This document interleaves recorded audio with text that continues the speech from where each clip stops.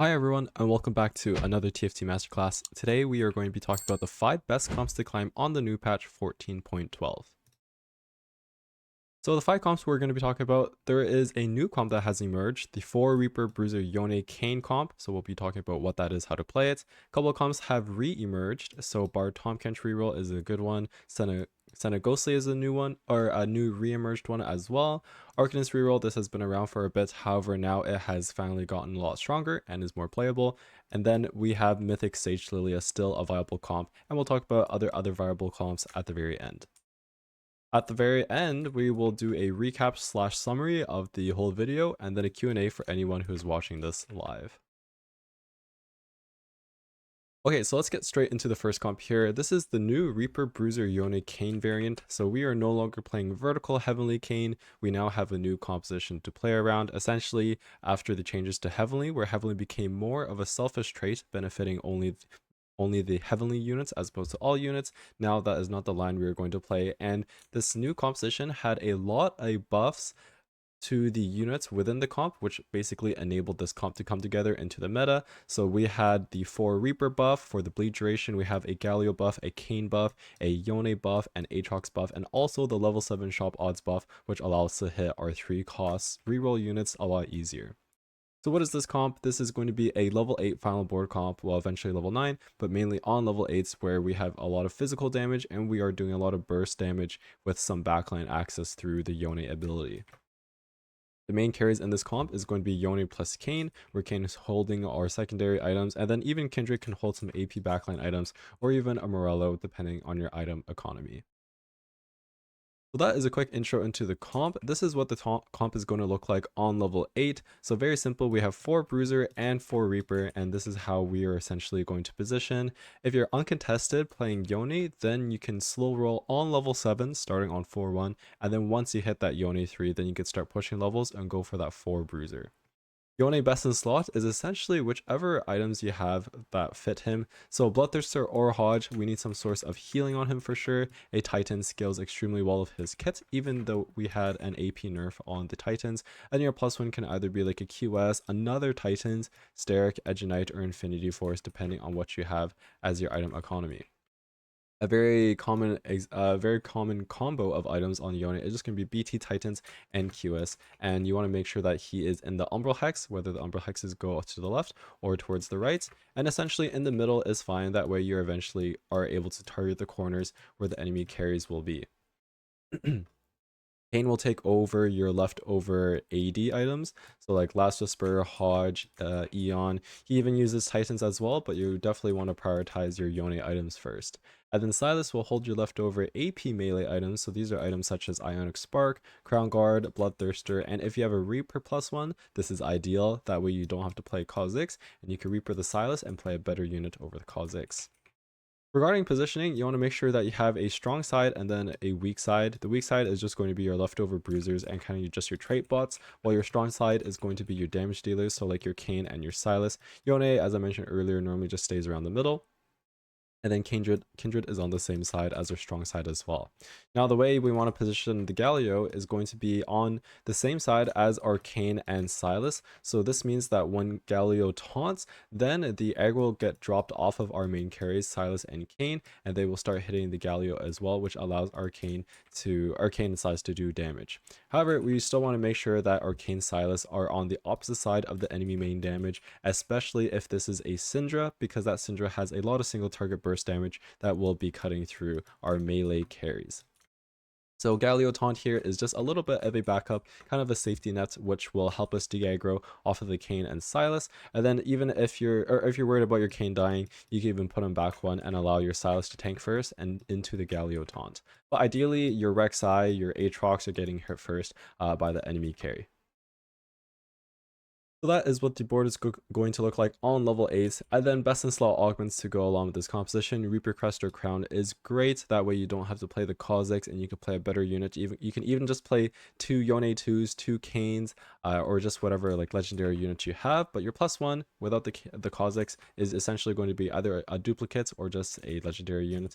Grim Harvest, really good now that 4 Reaper is back in season. Not today, giving us some Edge Knights, and that way we can put Edge Knight on Yone. He uses this this quite well.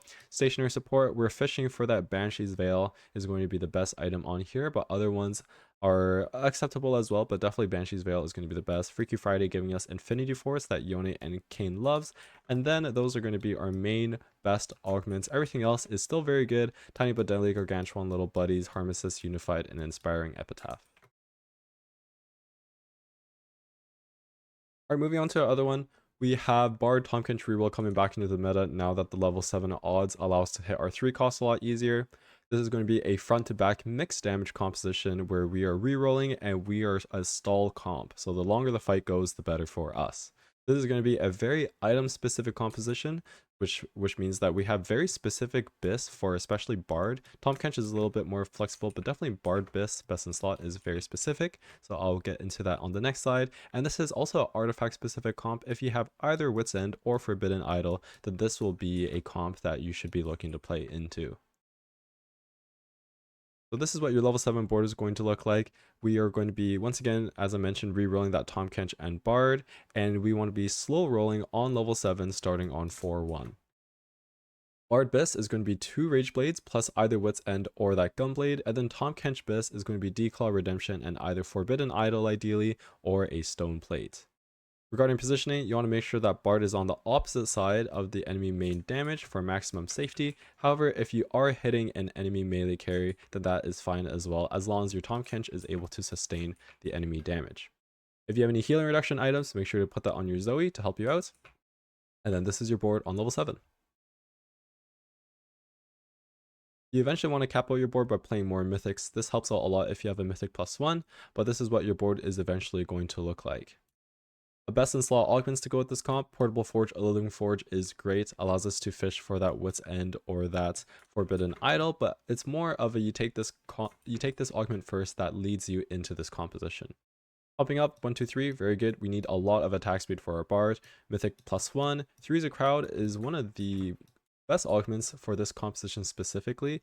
In that case, you won't be playing this variant. You'll just be playing the variant that I showed on the previous board because we have 4 3 costs in that variant. Lightning speed for that attack speed, that Rage Blade, an extra bow, and a red buff is very good. And then Ascension because we are a stall comp and most of our fights are going to be going post 15 seconds. So that's a Bard Tahm Kench comp, really good right now if you're able to hit that Tahm Kench 3 and Bard 3. Just make sure you're not contested and you have the best in slot items for your carries. Alright, moving on to Ghostly Senna Reroll. This is a re-emerged comp, used to be very good and now it's back in the meta. It is a level 6 front to back mixed damage composition where we are re-rolling as well, and this is also another stall comp. This is actually a composition that counters the Bard comp quite well because of the Ghostly Specters. They will all stack onto the Tahm Kench and allow you to pop it. Regarding your Ink Shadow tattoo, you want to make sure you have an offensive one. This is because protection, I believe, is currently bugged. It's not doing very well in the stats, and the item just does not proc sometimes, which means that having an Ink Shadow tattoo that is one out of the 3 offensive tattoos are ideal, and we are going to be building Last Whisper, Infinity Edge, plus that 3rd tattoo. We want to make sure that we have a really strong front line in this composition to allow our Ghostly Specters to come out. Remember, you have to either deal or take damage 5 times and in order to allow those Specters to come out from your Ghostly units and allow you to start doing some bonus damage. A couple nice buffs over to this composition as well. Kane gaining that 5 AD as well. Aatrox has received many buffs in a row, and also Senna will deal more damage with their ability as well. So this is what the board is going to look like on level 6. Pretty simple. Alawi, Aatrox, Shen, Jax, and then Senna, Caitlyn in our backline. We're going to be wanting to slow roll on level 6 for that highest chance of hitting our 2 cost units. And then also remember, now that the level 7 odds were changed to see 3 costs more often, that means on level 7 you will see 2 costs less. And this board fits very well on level 6, and your next spike is actually on level 8, which means you don't want to be rolling on level 7 in this composition. You're going to want to have a Last Whisper and Infinity Edge on Senna, as I mentioned, and then your +1 is going to be an offensive tattoo. All 3 are reasonably good. However, the best one is going to be Bombardment. You can check your tattoo in stage 1 just by opening up your team planner and then putting in a Jax and then checking the Ink Shadow. This will allow you to have a better idea whether or not to play this composition along with your opener. Regarding positioning, you want to position the opposite side of the enemy damage. The longer the fight goes, the more ideally the better, because then all these specters stack up and you'll be able to do a lot of damage with a lot of damage to the unit that has the specters on them.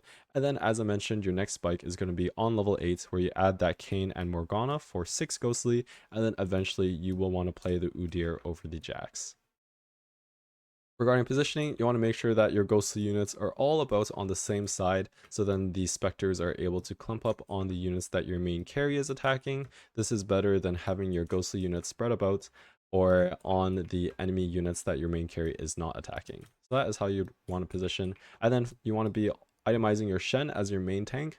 So Gargoyles, Redemption, Bramble, these are all great items. And then on Aatrox, it's great if you can 3-star him as well, but not necessary. And you would just be putting like a Thieves Gloves on Aatrox. Best in slot augments to go for this comp. 2 healthy, you have plenty of 2 costs in this composition, so 2 healthy is quite good. Haunted House recently got a buff, and Ghostly is already quite good, so Haunted House is going to definitely be one of the best augments for this comp. Tiny but deadly, you need a lot of attack speed in this comp, and that's exactly what this provides. And then a Ghostly Crown and Crest, not only does it give you an Alawi and a Gargoyles, but will allow you to play 6 Ghostly a lot easier, and even give you that 8 Ghostly potential win con. All the other augments are just very good combat augments for this specific composition, and that is the Ghostly Senna Reroll comp.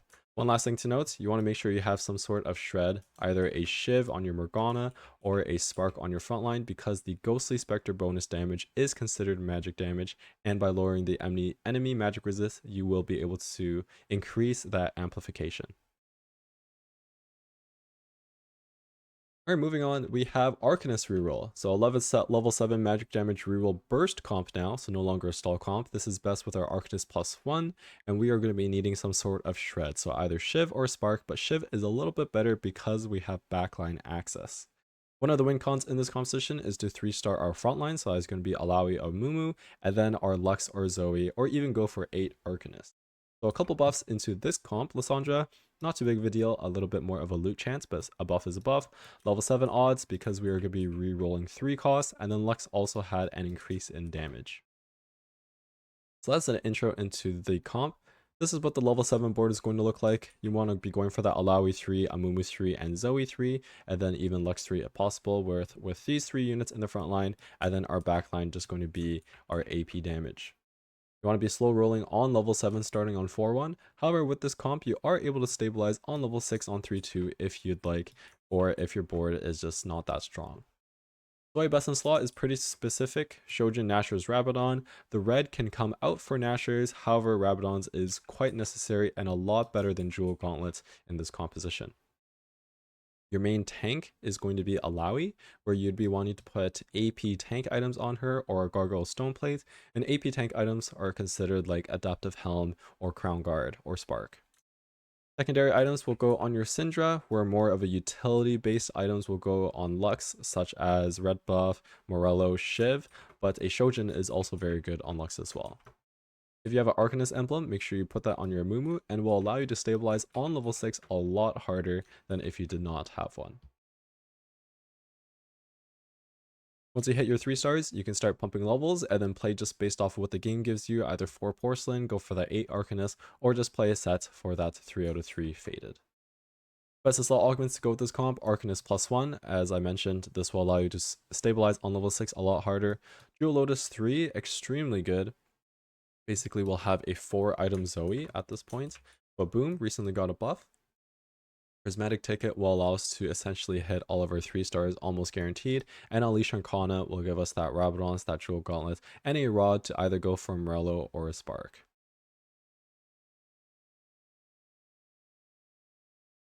Alright, our last composition for today is going to be the Sage Mythic Lillia composition, so nothing too much has changed. A couple nerfs and buffs, so Nihilus goes down 50 HP, not that big of a deal, and Janna gets a little bit of a damage buff. One of the main things is now that the Ashe Snipers comp was nerfed, a lot less players are going to be playing that composition or that line, which means Nihilus is going to be a lot less contested, allowing you to hit that Nihilus 2 much easier.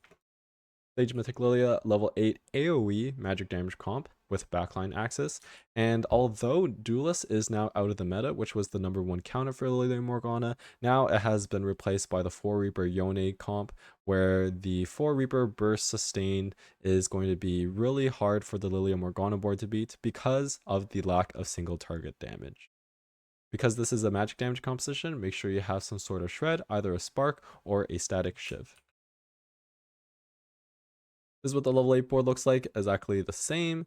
Make sure that your main tank is Alawi holding tank items, and then you can just put a Vow on your Nautilus. Best in slot Lillia, she can use a wide variety of items, but you will need a Shojin on Lillia because we have 2 Invoker. At 4 and 6 Invoker, then you could play, or you can use Helm or Blue Buff. However, with 2 Invoker, Shojin is the best. Plus 2 AP items, either Rabadon's Jewel Gauntlet plus Guard Breaker, or some variation of Adaptive Helm, Archangel's Gunblade, or Nashor's. Morgana BIS is very simple, just a mana item and heal reduction. This is the entire comp. Make sure that on level 9 you play a Rakan, and as soon as you get this Wukong, your board strength is boosted a lot because of Heavenly plus another Sage. Regarding positioning, make sure that Lillia is on the opposite side of the enemy main carry. That way you are able to snipe them using your bowling ball, and that's about it. But best in slot augments to go with this composition, Sage or Mythic +1 is quite good. That allows you to play a much higher capped board as you level up. And our Shankana, this basically gives you 2 out of 3 on your Lillia, and then a 3rd rod either for Morello or a frontline spark. Other great augments, Jewel Lotus 3 Stand United is one of the best augments for this composition just because we have so many active traits. Magic Wand, Unified Combat Caster, Shock Treatment for that spark or for that shiv, and Martyr is very good as well.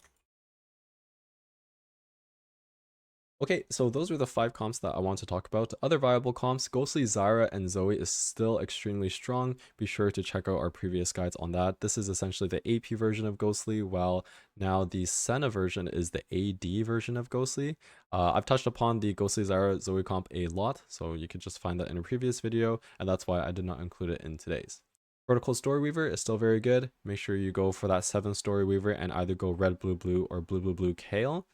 Dragon Lord Irelia, where you have 4 Dragon Lord, Irelia is your main carry, and you activate Duelist with Lee Sin Irelia. Fast 9 AP, now that Hui got buffed, you can play the Fast 9 AP version, and you want to carry around Hui and Azir. And then all hero augments, as you can see, are doing quite well. The only ones that are not that great is on 2-1, the Midnight Siphon and the Drop Blossom. However, as you can see, Drop Blossom Plus and Midnight Siphon Plus are quite good. Okay, so that's everything for today. I'll do a quick recap and then we will head into a Q&A session. So 5 comps that we talked about today. We have the new Reaper Bruiser Yone Kane, where many of the units got buffed and is now the new version to play Yone instead of Heavenly. Tahm Kench Reroll. If we have one of the 2 artifacts that we can use for this composition, then definitely angle this. Ghostly Senna Reroll is essentially the AD version of Ghostly if you have a Ghostly opener but you have AD items instead of AP. Arcanists Reroll is back, and then Mythic Sage Lillia is still quite good and is one of the standard level 8 compositions to play. So that was everything for today. Thank you so much for watching. We're going to head into Q&A for those watching this on live now. Make sure to check out the description and follow us on all the socials. Have a great day and see you next time.